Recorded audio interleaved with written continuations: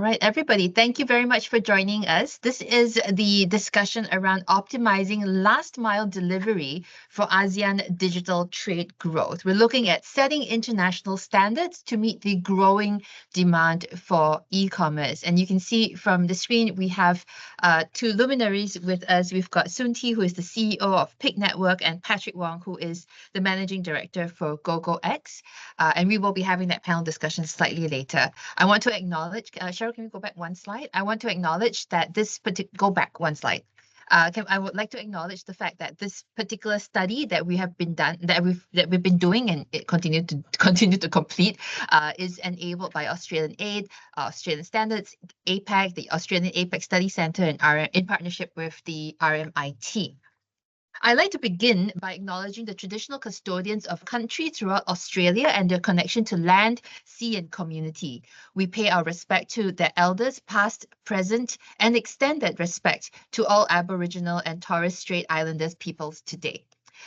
Thank you very much for joining us. And let me just quickly begin by running through what we will be doing for the session. We'll first start with opening remarks. I'll just give a quick update on what we're doing with this particular project, and then share with you some of the findings and insights from our paper. Then we'll move into the discussion, and then we'll close. For those of you who don't mind us being part of our discussion and being part of the recording, would you mind switching on your camera? I'm going to take a group photo right now. So Cheryl, can we exit the everything? And then for those of you who don't mind being part of the group photo, please switch on your camera right now and we'll take a group photo. Thank you so much. All right. Okay. I'm going to do that. 1, 2, 3, smile. Okay. Thank you so much. Let me just save it before I lose it. All right. As I mentioned, please do make sure that you do participate in this discussion. As I mentioned, we do have Soon Tee, who is the CEO of Pick Network with us, Patrick, who is the Managing Director of GoGoX in Singapore. My name is May En. I'm the Director for Data Governance at Access Partnership. I'm very happy to welcome all of you to this particular discussion. All of you by now, from 2020 COVID-19 until now, everybody's very experienced with using the different tools. Please feel free to drop in an introduction of yourself into the chat. If you would like people to connect with you on LinkedIn, for example, feel free also to drop in your LinkedIn, introduce yourself, introduce what you and your team and your organization are doing with regard to logistics and digital trade standards, for example. Very happy to be hearing from you. If you'd like to make a verbal comment, please raise your hand or simply type in the chat. I will be monitoring the chat for your notes and for your participation via the chat. All right. Moving very quickly into this particular study, I want to really quickly cover this idea of why we're doing this particular project. This is optimizing last mile delivery for ASEAN digital trade growth. And a lot of the focus really that we've found which stops digital trade growth is last mile delivery. It is that last leg of getting the product to the customer that always stops either the trade from happening, or it is simply cost prohibitive and therefore prohibits the trade from happening. We thought that was really important for us to enable to a lot of the work can actually be enabled by ensuring that there are standards which the whole entire ASEAN region, in the first instance, can be focusing on and therefore can adhere to, which will help to smoothen that process. It's a little bit like the ISO levels of codes, barcodes, which we all used to be adhering to. A lot of the work right now also in payments is also moving alongside that idea of harmonization. So that's one of the reasons why we're looking specifically at this last mile delivery for ASEAN digital trade growth. I want to share a couple of insights from our initiative with you. This is the ASEAN-Australia Digital Trade Standards Initiative. This is where we've been working together with Australia in making sure that we're talking the same language and ensuring inclusive development of standards. Last mile delivery, as I mentioned, is a pretty key part of the e-commerce supply chain. We know that e-commerce is, can we get the next slide, Cheryl? We know that e-commerce is very, very important for ASEAN economic growth. This is true in both a regional as well. Sorry, it's both true in both regional as well as a domestic context, because even just moving within Malaysia, for example, moving products within Malaysia or moving products within Indonesia, moving products within Thailand, etc. I think we do see that there is a lot of opportunity for growth. And what we did was that we broke down the last mile process. So from the diagram, you can see the last mile process, number one, typically involves road transportation. And this is where, if you look at Sunti's background, you will see at the train station as one of the methods and mechanisms by which you have to make sure that the product gets to where it does. And from our research, we noticed that the cost can account for the cost of this final lap of transportation can amount to up to 75% of the total supply chain cost, which is a huge percentage. And how do we therefore balance this idea that if this is the cost and it's so cost prohibitive to actually enable e-commerce supply chain, yet e-commerce is a key driver of growth? How are we going to enable this 60% of total volume sales, for example, in Indonesia? How are we going to make sure that online shopping can truly take off? We look then, therefore, next slide, at the challenges to last mile delivery, specifically in Asia Pacific. We had seven specific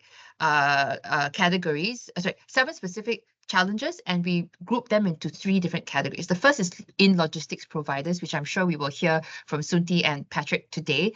Number one, lack of adequate logistics infrastructure, inconsistent adoption of digital technology, inconsistent, not say no adoption, but inconsistent. Then the third is limited technical integration across the value chain. So that's on the logistics provider side. On the fourth challenge is part of the government impact on traffic, public safety, carbon emissions. A lot of the regulatory requirements are there. The fifth challenge and the sixth challenge belong to the retailers. Limited diversity in last mile services. And this is where it becomes a chicken and egg situation where there is a need, but it's also enabled by the government policy. But at the same time, we're also looking at a business case that is driven by the private sector. How can we increase the diversity in last mile services? The sixth is complexities in managing inventory and fulfillment across channels and platforms, especially for small and medium enterprises. And then for the seventh challenge, logistics providers and retailers, insufficient standardization in packaging, particularly where it comes to questions around the environmental sustainability. I think a lot of people are pretty concerned about that. We then looked into where the investments were in infrastructure and innovation solutions, and where standards can shape the last mile delivery, can shape and as well as reshape the last mile delivery landscape. We had three recommendations. The first is to continue investing in logistics infrastructure. So we looked in the first instance at the master plan on ASEAN connectivity, the priorities. There were plans to enhance transport networks and enhance looking at the possibility of drone technology. I am particularly interested to see whether anybody on the call has experience in actually testing these out and to see where the challenges are for drone deliveries. So that's a question for me to all of you. Happy for you to be dropping your comments into the chat if you have experience there. The second point that we drew out from the master plan on ASEAN connectivity is strategically locating warehouses and distribution centers to maximize truckload and achieve fleet reduction, which is something which is very on operational level is very key for us to be looking at. Second recommendation, invest in next-gen technology for delivery optimization. Route optimization technology, for example, real-time tracking and visibility, chatbots for customer inquiries is another recommendation. And recommendation number three is to look at harmonization of standards against key areas of last mile delivery. I mentioned earlier already standardized packaging, sustainable packaging, labeling standards. I never knew this was a thing until we started working on this particular project. Labeling standards are also quite important. The QR codes need to tell you the same thing. If not, when you move from one country to the other, it becomes very confusing. Data exchange for real-time tracking of shipments, inventory levels, and potential disruptions. One of the examples that we have put in as a case study is this idea of Singapore's Technical Reference 105 or TR 105. This is the guidelines for last mile delivery of parcels. It's currently not a industry-wide standard, but it is in Singapore in the first instance. It is a technical reference, only a TR. It's not yet been elevated to a standard, but it was quite an interesting experiment for Singapore because it was a collaborative effort that included both the government as well as industry stakeholder input to develop. What it did was 4 things. As you can see from the slide, standardizing packaging and labeling reduces the delivery failure, optimizes delivery schedules. Second thing, it enabled, using the standard, it enabled data exchange and harmonization. This helps all parties safeguard data. It also helps reduce the frequency of delivery failure. And the third thing is it aligns data sets between the stakeholders. It allows consumers to track parcels at critical touch points, which is fantastic for customers because it gives trust assurance. And fourth and finally, we're looking at guidelines on logistics and authorization across key modes of delivery, and it facilitates more efficient contactless deliveries, which against hope, we will never ever have COVID ever again. But the idea is that if we actually can have contactless deliveries, means that we can actually be looking at 24-hour delivery schedules, which will then again make it more efficient and optimize some of these delivery challenges that we have. So with that, very happy to be moving on to our panel discussion, where once again, if you've just joined us, we are joined by 2 luminaries. We have Mr. New Soon Tee, who is the CEO of PIC Network, and Mr. Patrick Wong, who is the Managing Director for GoGoX Singapore. I'm going to pass the time to Soon Tee in the first instance to do a quick introduction of yourself, and then to Patrick to do a quick introduction of yourself and your companies. And then we'll go back to Soon Tee to share with us a few thoughts and insights on your experience with how your experience in optimizing last mile delivery has been. So over to you, Soon Tee. Thanks, Marianne. Hi, everybody. I'm Soon Tee. I'm the CEO of PIC. PIC is a subsidiary of a government-linked company. We're 100% owned by IMDA. We had a nationwide parcel locker infrastructure for consumers to pick up their online purchases on their own. So there's a form of contactless delivery that Marianne spoke about earlier on. And it's also 24/7, by the way. The company was formed to improve delivery productivity because the government felt that there is concern about the low productivity that the couriers will have to deliver to the doorstep. And earlier on, again, the report suggested there's a 75% cost of last mile delivery. So that's a segment that we're trying to address.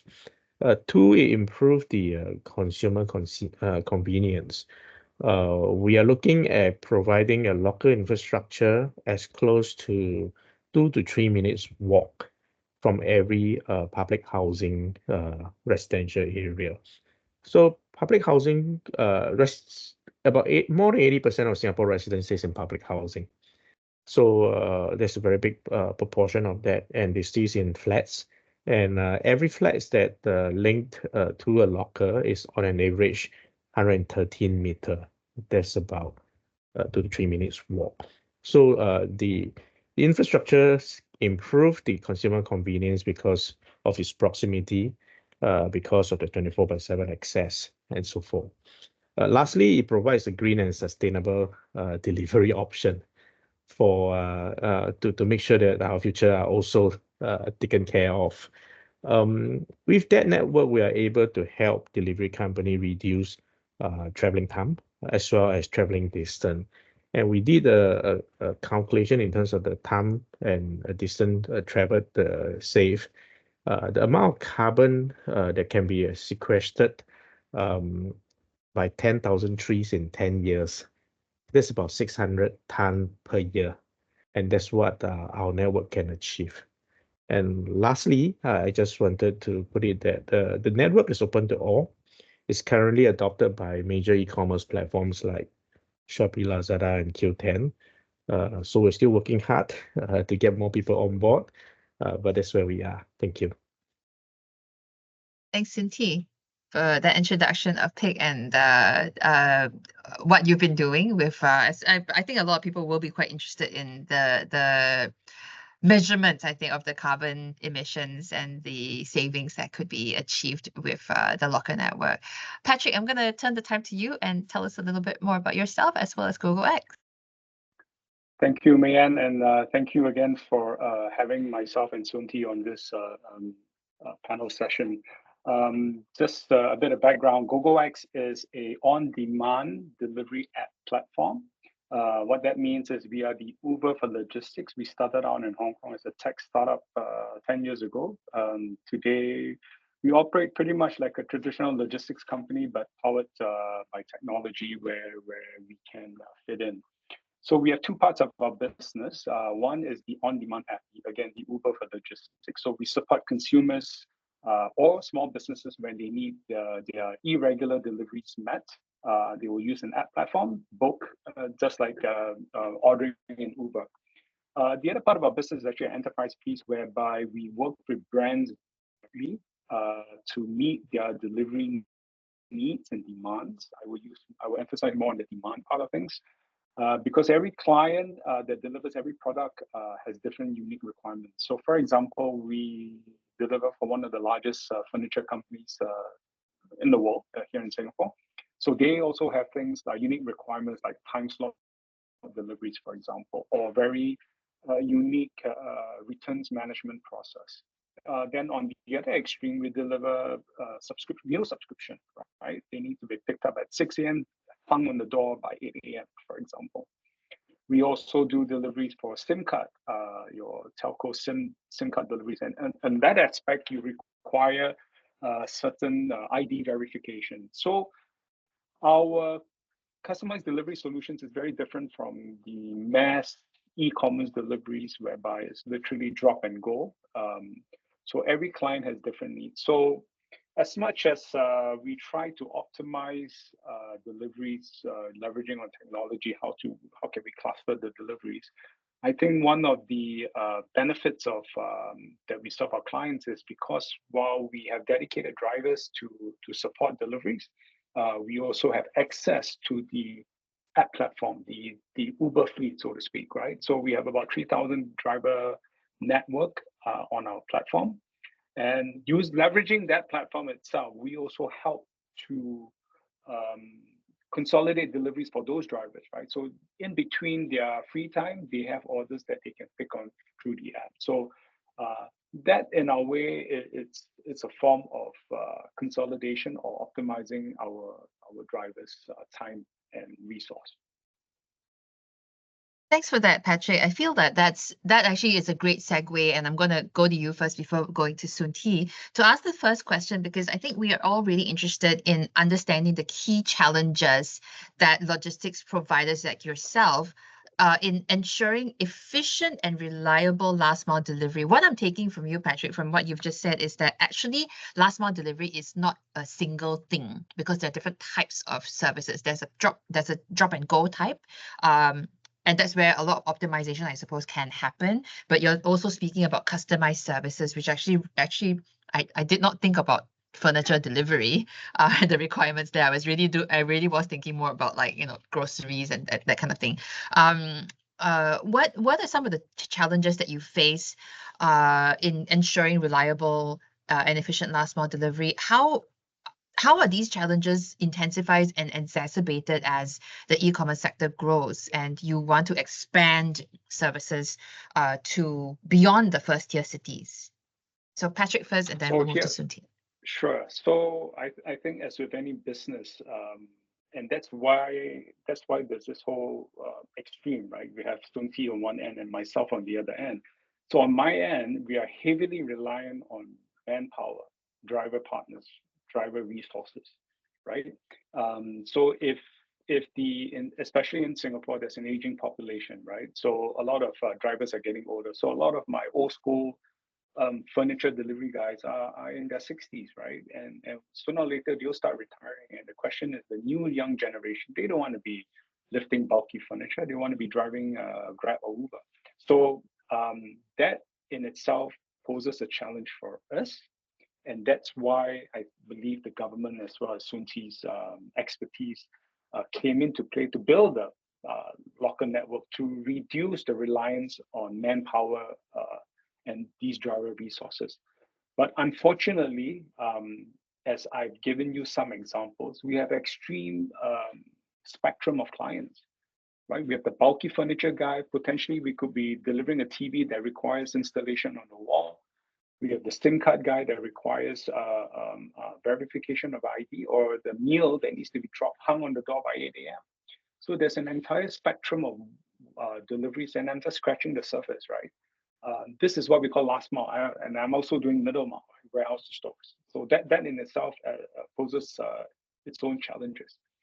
So I think bottom line, if you ask me, it is finding drivers and manpower to actually fill that need, to fulfill those deliveries. And this is a very short panel, right? But short in terms of time, but I can go on forever regarding the other two extremes, client demands and customer demands.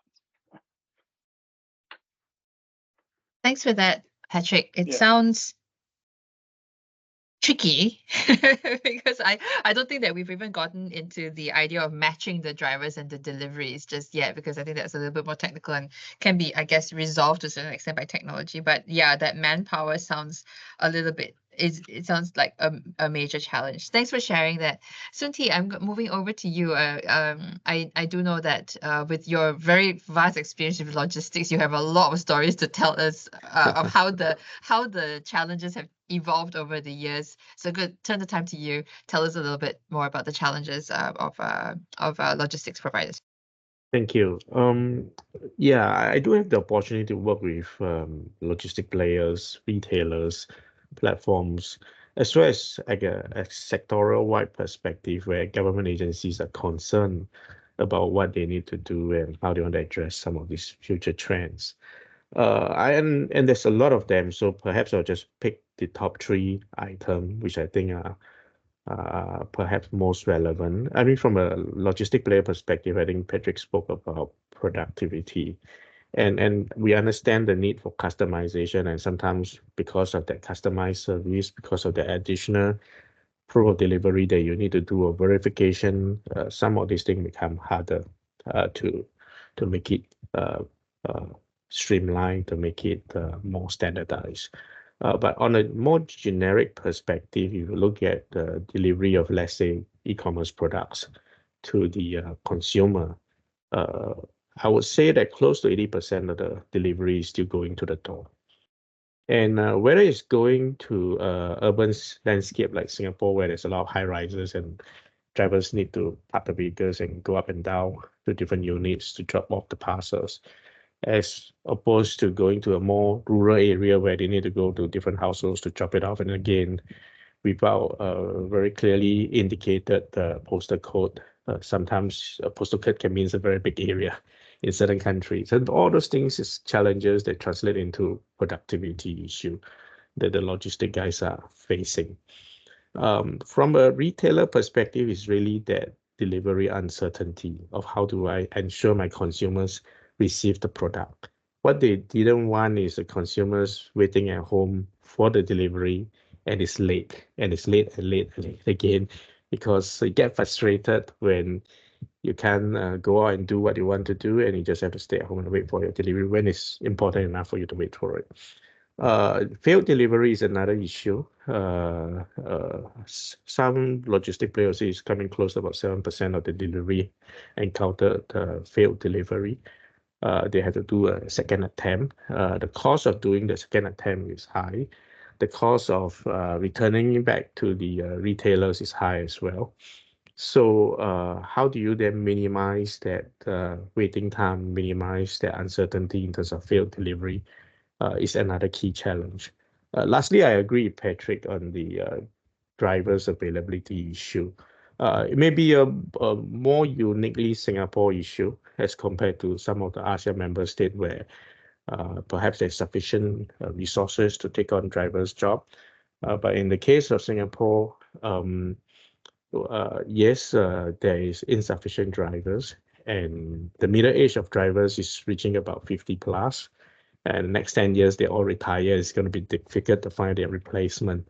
So we need a more productive way of doing delivery.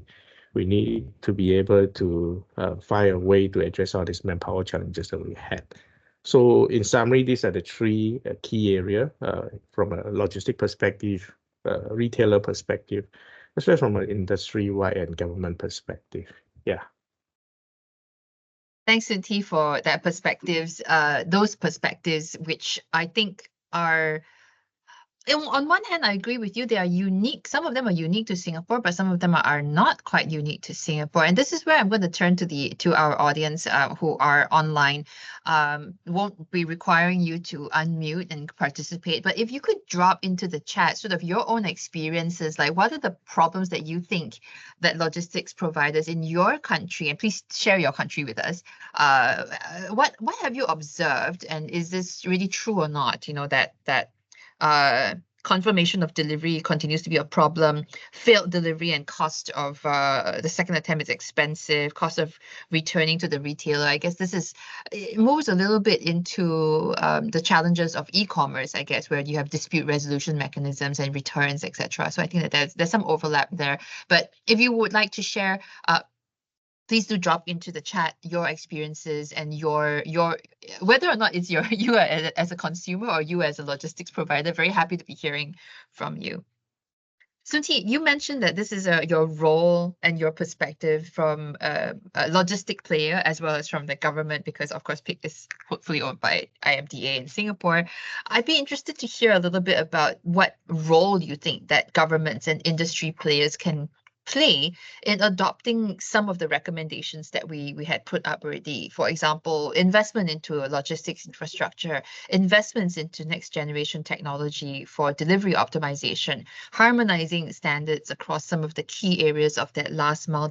How feasible are these recommendations? And I would add, not just for Singapore, but for the whole of ASEAN, because we're not the same.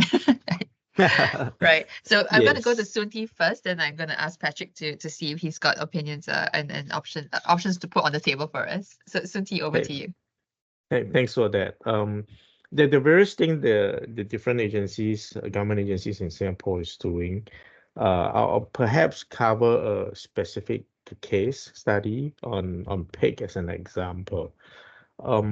If you look at implementing a parcel receptacles like lockers, it requires heavy investment upfront. And there's a lot of players who wanted to use this infrastructure but would find it difficult to implement such a vast network of locker infrastructure across the entire nation.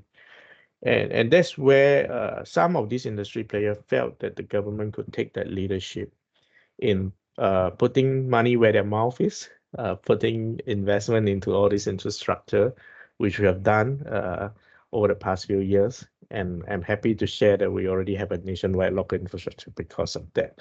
So to respond to the question on investing in infrastructure, this is an example of what the Singapore government has done. Of course, there are still gaps in terms of infrastructure. Of course, there's many discussions and ideas that people had. Some of these will probably have to be explored and try out, but this is just one example pick. With regards to policy changes and intervention, for us to put in all this infrastructure is no easy task.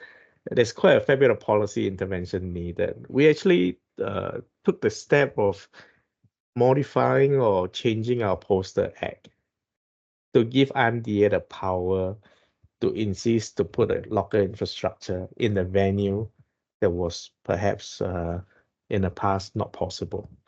So in order for us to achieve that nationwide rollout, we actually have to go back and change policy just to do that, give powers to agencies to insist that this must be the case. Obviously, there are other areas with regards to policy changes that we could also explore. So again, this is just one of the many examples that can be done. The third one that I think we did was to create a standard. For the local infrastructure to work, that requires different logistic players to come together and work together. We even incorporated an idea of having a concept of a local alliance where different local operators could come together and provide their local into that larger alliance network.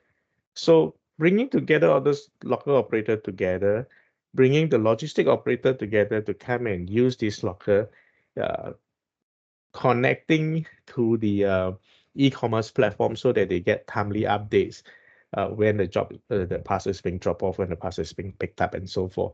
All these require a lot of information exchange, and all this information exchange was developed as a technical reference called TR61 a few years ago between IMDA, ESG, industry players, and so forth. So when I created TR61, at that point in time, PIC didn't exist.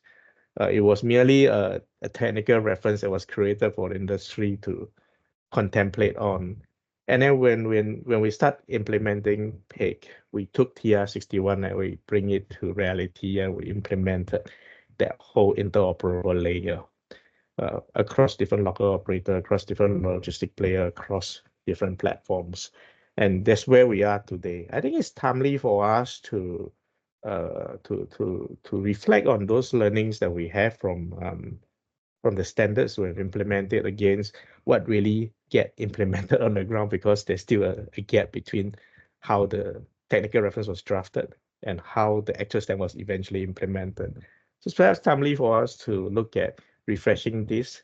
But this is another example of how a standard was created, and then how the industry come together to chip in their view, and then eventually get implemented on the ground, and how the entire industry benefits from it. So 3 areas: infrastructure investment, changing policy, as well as introducing standards, is what we have done in this particular case. Yeah. Thanks, Soon Tee. Before I go to Patrick, I do want to acknowledge that Susila Devi has actually highlighted a couple of things. Okay, in the first instance, that just now when I mentioned the one of the things that we have observed is that labeling and packaging standardization is quite key, and she's actually highlighted that it is a long-standing issue, and it can actually be seen as a non-tariff barrier, which is a very much international trade policy issue. What I like to highlight is that she notes that it does add to the cost of exports in SMEs in addition to the last mile delivery costs. Very happy for Soon Tee, for you and Patrick to just consider this as we move on in the discussion. I also note that she's asking about the services provided by GoGoX and PIC Network. Do they contribute substantially to reducing last mile costs for SME exporters versus the large companies? So I'll KIV that, Susila, if you don't mind, because I do want to turn the time to Patrick for him to do a quick response on, not a quick, but a response on what roles do the government and industry players can they play into adopting some of the recommendations. But we will come back to you after that with the permission of Patrick and Soon Tee, of course. So let me turn the time to Patrick for your response in the first instance. Thanks again. I think more importantly, Soon Tee has covered more the government policies that were put in place, and I think if I recall correctly, Soon Tee probably wrote most of the rules or contributed much to the legislation. So I think, first of all, from an industry player perspective, the government has done, I think, a fair bit in terms of supporting this industry, and again, thinking and planning ahead, generations ahead, to actually support this thing, especially just speaking from a Singapore perspective. But and if you look at it, I think, first of all, from an industry player, we are seeing things where there's government support, and I'm speaking from my experience. First of all, from the productivity and driver welfare perspective, I think the government is already playing an active role in terms of providing greater welfare protection as well as insurance support for the gig economy drivers, and that's where we come in. That's where I play in that space. So driver welfare, productivity, that's being taken care of, or that's being looked into by the government to implement policies and laws. That's one part. And second thing, I think there's active trials going on for drone as well as the autonomous delivery vehicles.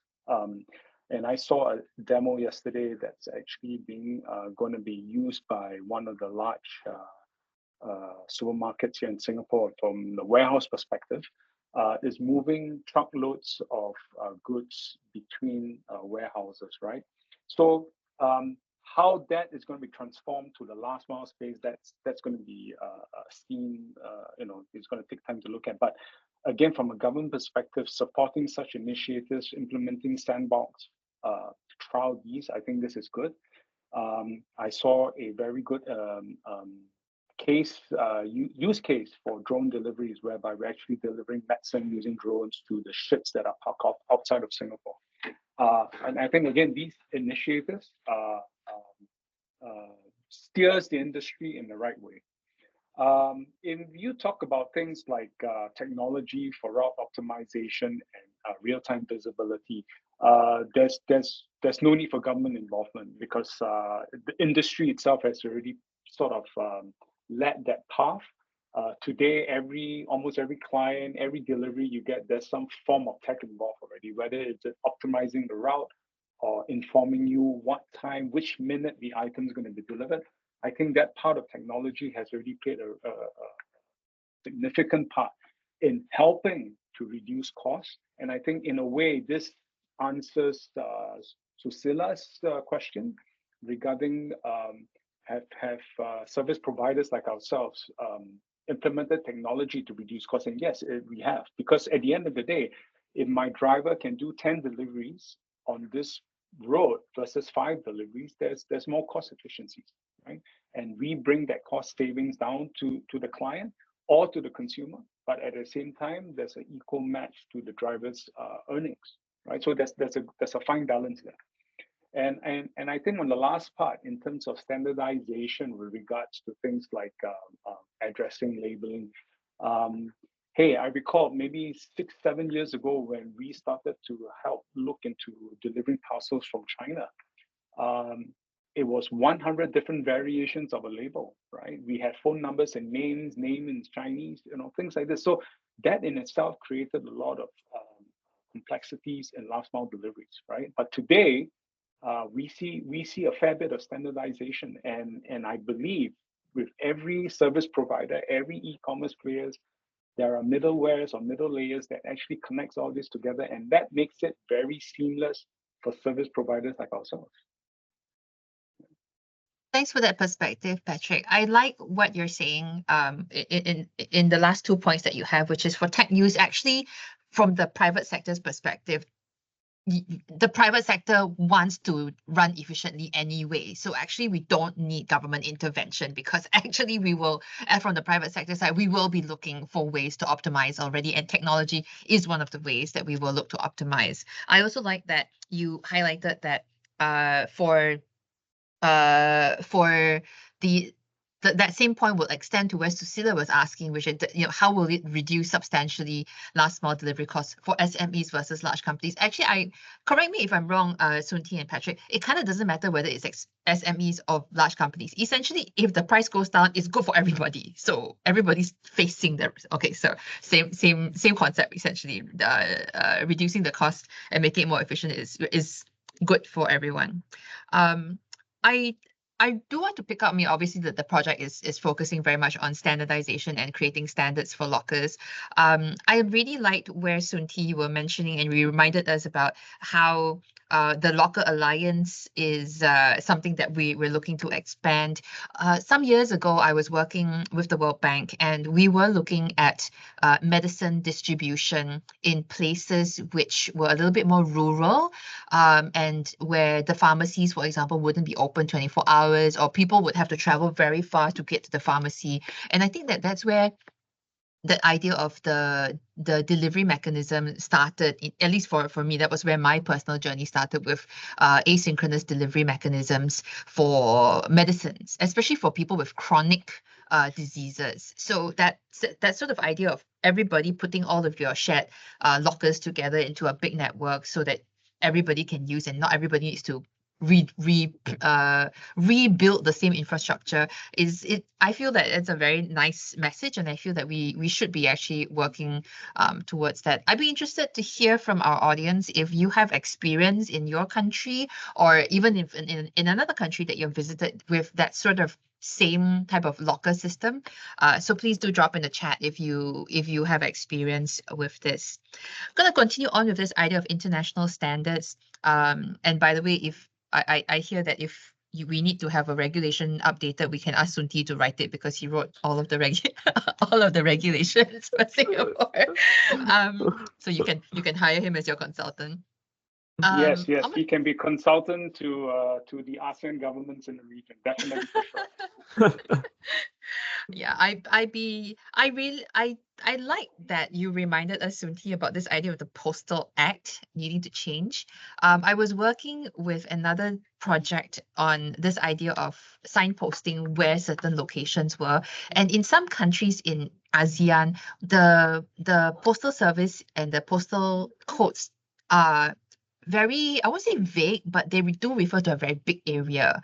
And then when you deliver, you have to deliver to the post office that serves this whole big area, and there's no individual post code for your house because maybe it's not actually a house, it's just a plot of land or something. So I really like that you reminded us that yes, that postal act in many instances might need to change so that there can be more targeted delivery. I mean, I don't think that we want to have GPS delivery. Although I don't know, maybe technology for Global X and PIC network is going to be moving in that way. But I like the fact that we highlighted that because that is something which government, that is fully government, and we have to be pushing on that update and that change in order to make sure that last mile delivery is accurate. I also remember, for those of you, I mean, this is not in ASEAN. I also remember in Japan, I understand that the postal codes and the numbering of the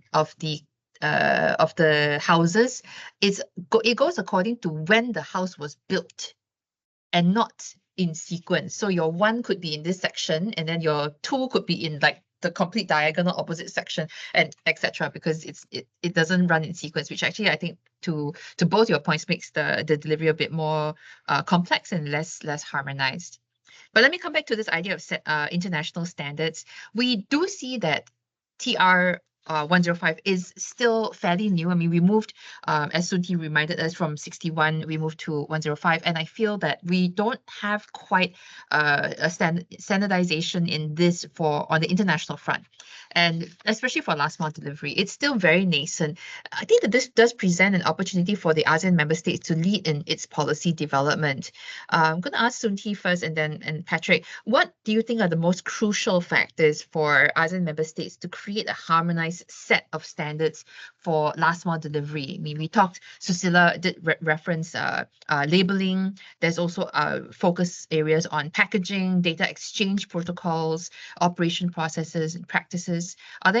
Do you have ideas on which one should be like #1 priority? We should work on this first, as ASEAN. So over to you, Sunti, and then we'll move to Patrick. What should we do? We're trying to get free advice from you. Thank you. Maybe I will start from the angle of the challenges faced in the adoption of international standard. Then perhaps from that angle, we probably would see from a slightly different perspective of where are these issues and how we should drive for some of this adoption. If you look at ASEAN as a wide geographies of many different consumers coming from different backgrounds, and then you have varying degree of logistical capability and maturity across that 10 nations, then that is going to be quite challenging to say we all adopt a common standard because the technology, the culture, and everything, the capability are quite different. So that's perhaps one of the big issue. You can't solve that problem, but that's where you are confronted with. That's one of the key challenge. Two, there are already global players in this region, and they have their own internal standards. Case in point, some of these integrators who connects door to door all the way from Americas to Southeast Asia to different parts of the world. They already have an in-house standard, and all their operations, machineries, and resources are all tuned towards that standard. And all of a sudden we say, okay, we have this standard and we want everybody to adopt. That's going to be quite challenging as well. The last bit is really about different business priorities. Again, every stakeholders are driven very much from their own perspective, their own bottom lines, what they want to achieve.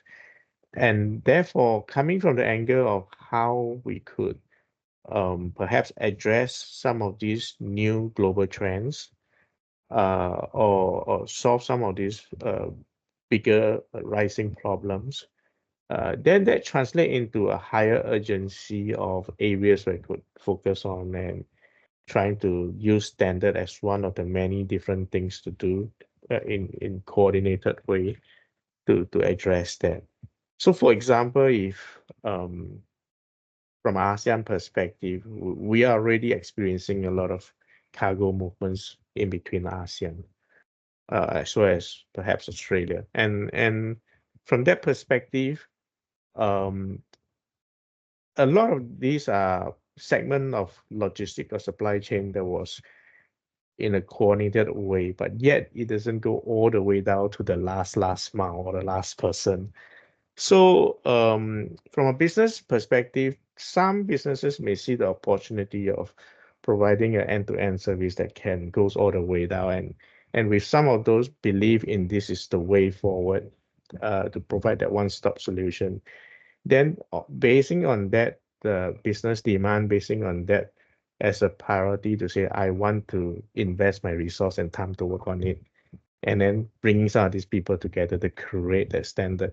I felt it's one possible way to do that, because without that impetus to do something and just pushing a standard across, it's going to be quite difficult to drive the adoption. It's just my personal view, and also the things that we're working on in the past, and I feel that you need to have the impetus to drive that. Yeah.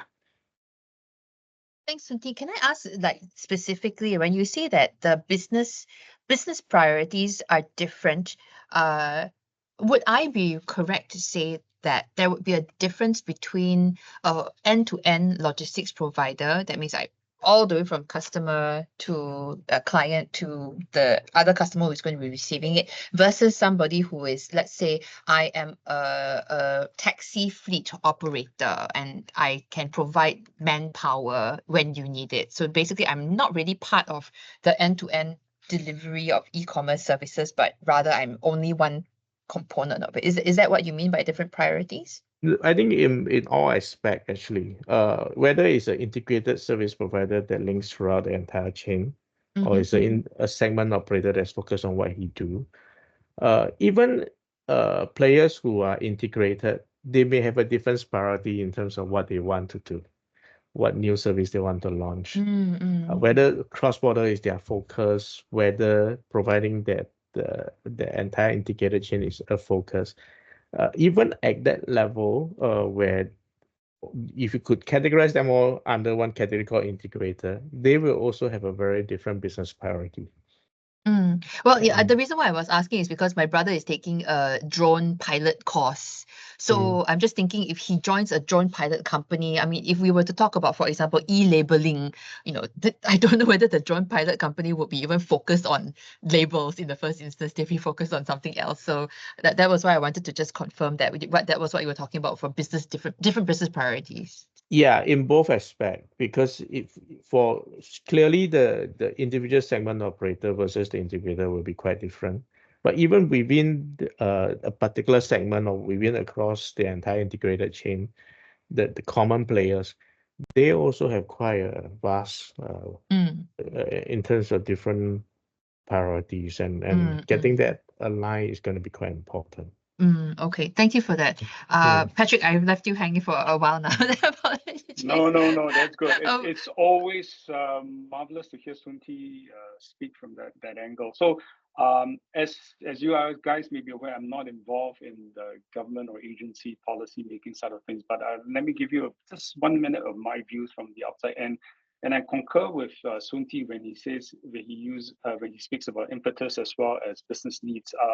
I think if you look at it this two ways, from a business which is largely commercial, there are commercial reasons that drive the speed of adoption of implementation or even designing of standards, whether is it just that segment or the entire value chain, right?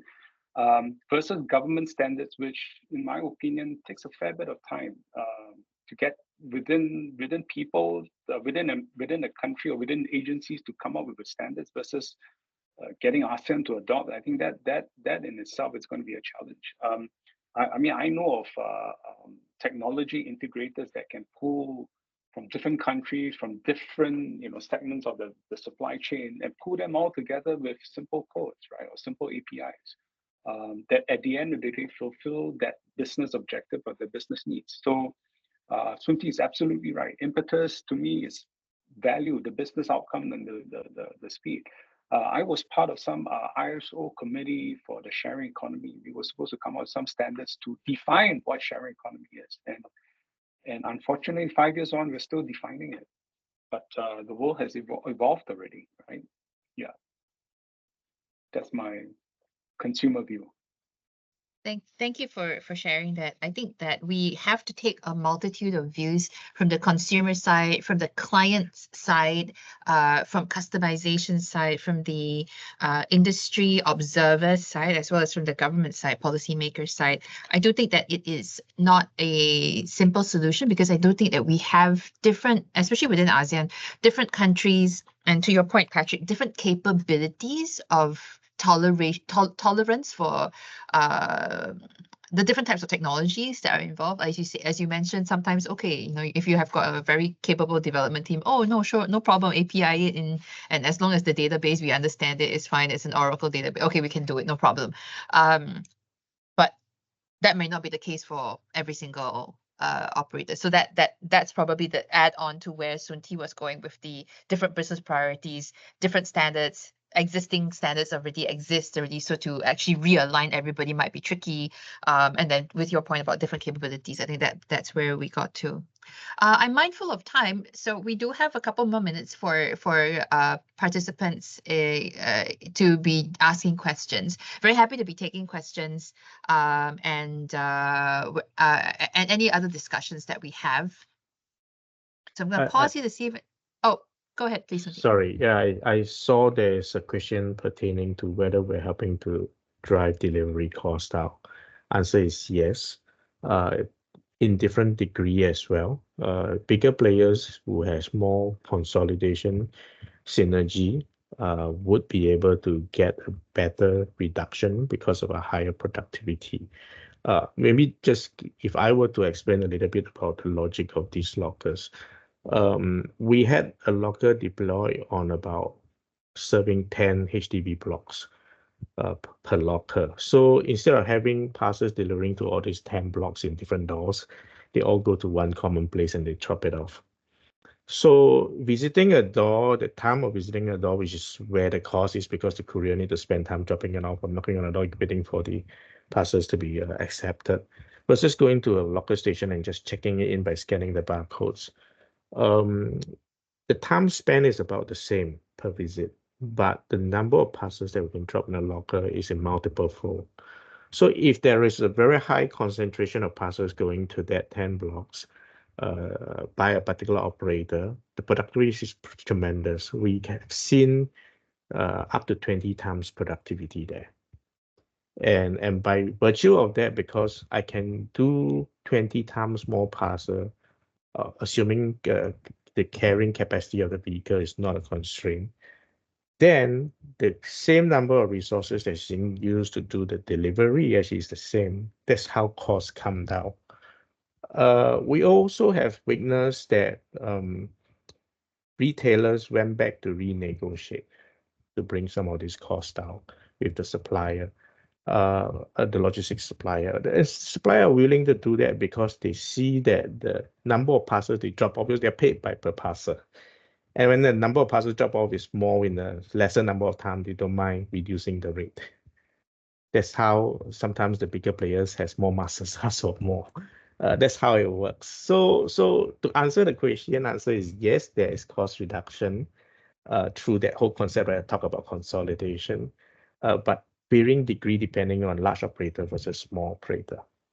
And small operators should consolidate in terms of going through riding on the aggregated volume synergy to do more. So that's a simple answer to the question I saw in the chat. Yeah. Thanks, Susila, for asking that really good question, because I think that we have a lot to contribute, especially when it comes to the dollars and cents and reducing that dollars and cents. Sunti's absolutely right in the sense that there will be economies of scale for the bigger players. So no choice. It just is economics at work. But it's something which, as we mentioned earlier already before, and Patrick also mentioned this, that using technology, looking at reduction of cost is in everybody's best interest. So ultimately, everybody is going to be facing that way, whether or not there are government incentives or not, or government policies or not to be doing that, because it is a business imperative. That's what you want to be doing.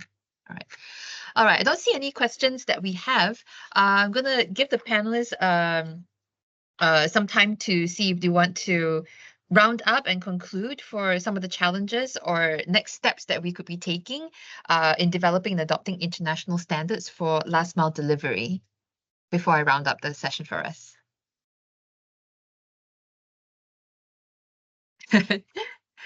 No advice. If let's say we were to say next week I have a meeting with ASEAN, what would you like to advise ASEAN on the table? Well, let me jump in here first, Sunti, if you don't mind. So in sort of parting words, right? Again, I don't come from the policy government perspective, and I said this many times in the different panels that I sit on.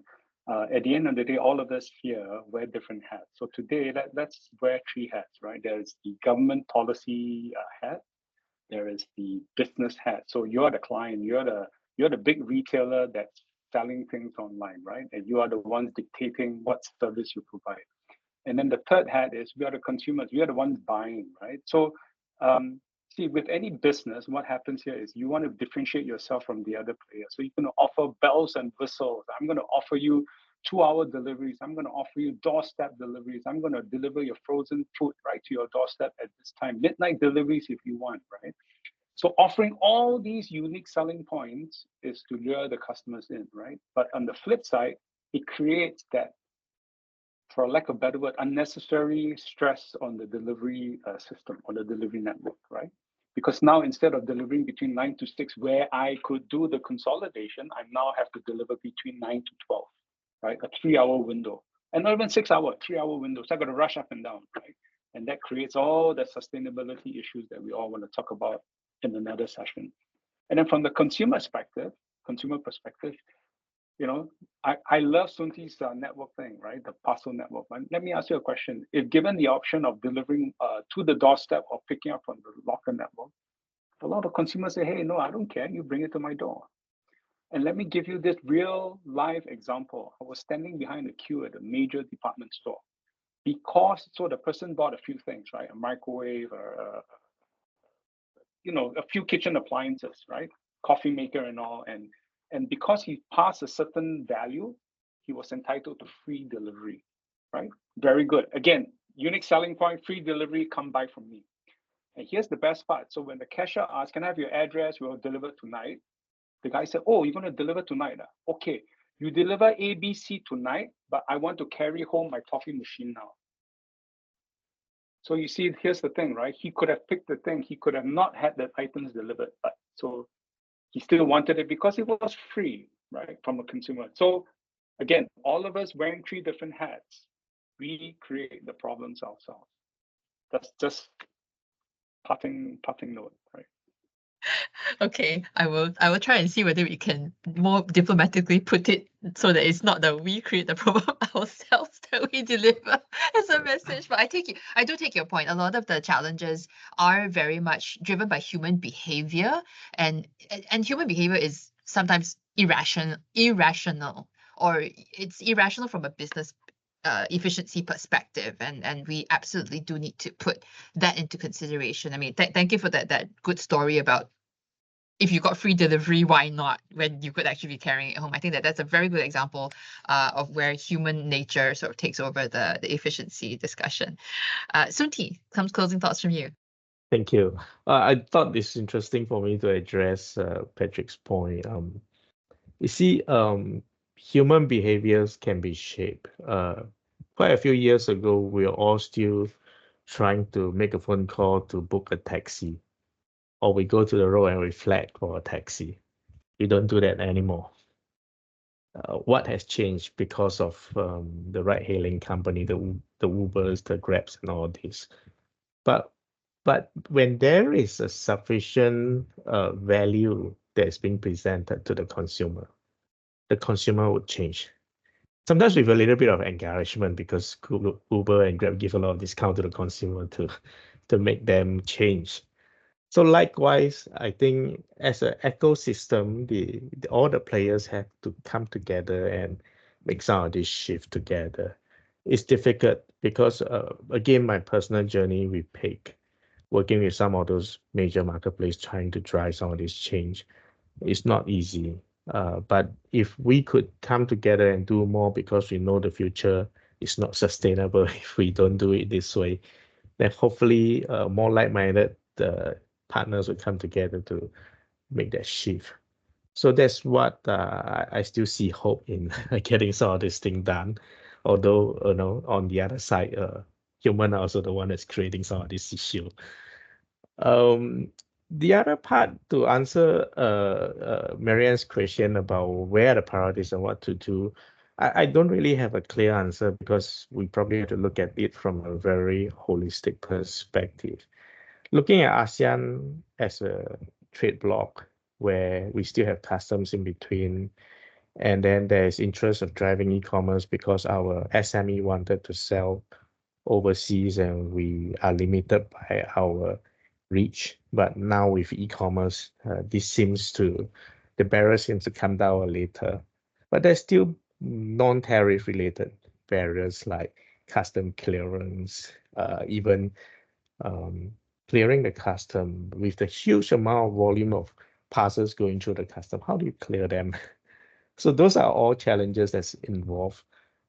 Somewhat, I feel that the ASEAN, and perhaps even together with partnering Australia, could come together and really have that strategic review of what role each of these nations try to play and leverage on each other's strength. Singapore certainly is not a manufacturing base or consumer type of product, not a lot, right? But we have a good connectivity hub, our air hub, our sea lanes, and all these things. And complementing the low-cost carrier belly hole where it's mostly not filled up, how some of these things could be leveraged to put together a more strategic things of what ASEAN could work on together, where benefits are shared, perhaps leveraging on each other's strength. For example, perhaps a good place to finance some of this trade, and yet perhaps the logistic connectivity is good, but of course some other ASEAN member states are also not bad. How can we then come together and work on this together and be able to create initiative between ASEAN and Australia to drive some of these things, and translating from that or unpacking from that is what the standards that need to be developed, what are things that we can do. I think it has to be that level of discussion rather than just looking at it from a very one-dimensional last mile perspective. That's going to be quite challenging, yeah, because it cannot be that bottom up. It has to be almost like this is some of this conversation, and then how do we drive that initiative together? Tricky, yeah. So I don't have a straight answer. Thanks, Sunti, for that. I do agree that we are absolutely, as a region, together with other ASEAN Plus members such as Australia, we are looking at shared prosperity, shared economic benefits together, and partnerships. And your last point actually aligns with what Susila just noted in the meeting chat, where she said that actually the idea is maybe some of the standards may have greater success in implementation as a top-down imposed by governments across barriers. And I think that that's where your hope, I guess, for more collaboration is where we sort of need to put I wouldn't say attention on, because I think everybody does want that collaboration to take place, but I think that this is where we have to move from a group ethos. We believe in collaboration, and then we have to drop down to meetings like this where we specifically talk about one problem, which is last mile delivery, and we actually unpack and unpick it to see, okay, what exactly are we needing to be discussing, and what are the mechanisms, like what Susila mentioned. Industry associations should be, like, for example, one of the platforms by which implementation and discussions of standards could be. Thank you, everybody, for all of your time. What I'm going to do is I'm going to round up. What I heard were 4 things from this particular discussion. In the first instance, I noted that we all sort of agree, not sort of agree, but we all agree that last mile delivery continues to be extremely important discussion for e-commerce, but there are now exceedingly different needs. In fact, I would say to both Patrick and to Sunti, all of your observations show that there is actually higher demanding customers that we have right now, from contactless delivery because of COVID or because of other expectations, 24-hour delivery. And yet there's also this idea of the ensuring that we have sustainability. I note that in Singapore, for example, now we're going to have a new tracking carbon emissions register that is going to come up, in which case everybody will have to declare their carbon emissions, in which case it'll be transparent. But again, the idea is that last mile delivery is important, but it's very much more demanding now to be running that business. That's the first point that I took away. The second point, last mile delivery is important. Second point is that there are different needs now. The third thing that I took away was that we are seeing early successes in some case studies where we are solving problems of last mile delivery. We have spoken, and I haven't actually seen anybody talk about the drone deliveries, unfortunately. I think maybe it's still in experimental proof of concept stage, but I do think that that's one solution for last mile delivery. We did spend a lot of time because of GoGoX and because of the PIC network. We did spend some time on the successful implementation of the locker networks within Singapore, at least some of the work that we've been doing here. And I think that where we are seeing these early successes, we should be looking to expand on them, because I think success does beget success. If in other countries this could be also implemented, that would be really fantastic. I do think that the consolidation of economic intent, that means you always want to be economically efficient in the way that you deliver, as well as the use of technology, it is definitely consolidated, and everybody's facing the same way in that. So that's the third current early successes we should be modeling and expanding in that. And the fourth and final one is where we all ended up with, that collaboration is needed. I think in the first instance, for the locker networks, for locker infrastructure sharing, that's the first. And the second point is that we absolutely need collaboration for discussing further and in detail what needs to be standardized. What are the standards that are needed, not just within a single country, but moving across every single aspect of the value chain for last mile delivery. And then we can put in the international deliveries from an ASEAN-Australia perspective, and then maybe moving global. So those are the 4 things that I've taken away. Really want to thank both Patrick as well as Sunti for joining us today, as well as all of you who are participating remotely online. Appreciate your time and attention. We will be ending the session right now. I really want to appreciate all of you as our participants, and I wish you a very good evening, very good afternoon. Thank you. Thank you, everybody. Thank you again. Thanks. Bye-bye.